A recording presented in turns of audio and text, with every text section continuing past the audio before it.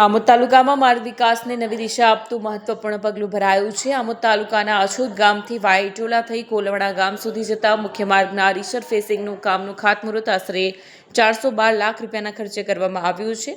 કામનું ખાતમુહૂર્ત ડીકે સ્વામીના હસ્તે કરવામાં આવ્યું। લાંબા સમયથી જર્જરિત હાલતમાં રહેલા માર્ગને કારણે સ્થાનિક વાહન ચાલકો અને ગ્રામજનોને ભારે મુશ્કેલીઓનો સામનો કરવો પડતો હતો।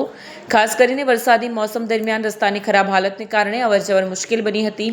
રિસરફેસિંગના કામ પૂર્ણ થયા બાદ માર્ગ વધુ સુગમ અને સુરક્ષિત બનશે, જેનાથી આછોદ, ઇટોલા અને કોલમણા સહિત આસપાસના ગામોને સીધી અને ઝડપી વાહન વ્યવહારની સુવિધા મળશે। વિડીયો જર્નાલિસ્ટ મોહમ્મદ ખત્રી સાથે સત્યા ટીવી ન્યૂઝ આમોદ। રોડનું ડામરિંગ કામનું ખાતમુહૂર્ત કરવામાં આવ્યું કોલવણાથી, જેમાં 4 કરોડ ને 12 લાખ જેટલી રકમનું કામ આજે જ્યારે શરૂ થયું છે ત્યારે કોલવણા ગામેથી આ કામની શરૂઆત કરવામાં આવી, જેમાં ગામના ડેપ્યુટી સરપંચ બેનશ્રી તેમજ ગામના આગેવાન એવા ભારતીય જનતા પાર્ટીના આદરણીય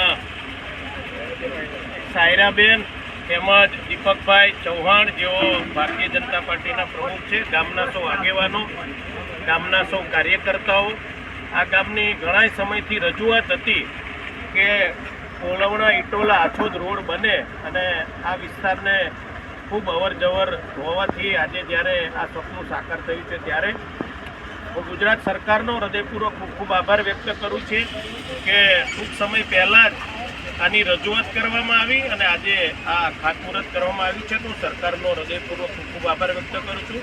આ કોલવણા ગામના સૌ આગેવાનોનો પણ હું હૃદયપૂર્વક આભાર વ્યક્ત કરું છું અને એમની એક માગણી છે કે વિખ્યાત કોલવણા એની પણ રજૂઆત સરકારમાં કરવામાં આવી છે। ટૂંક સમયમાં પણ આ રોડનું અમે ખાતમુહૂર્ત કરીશું।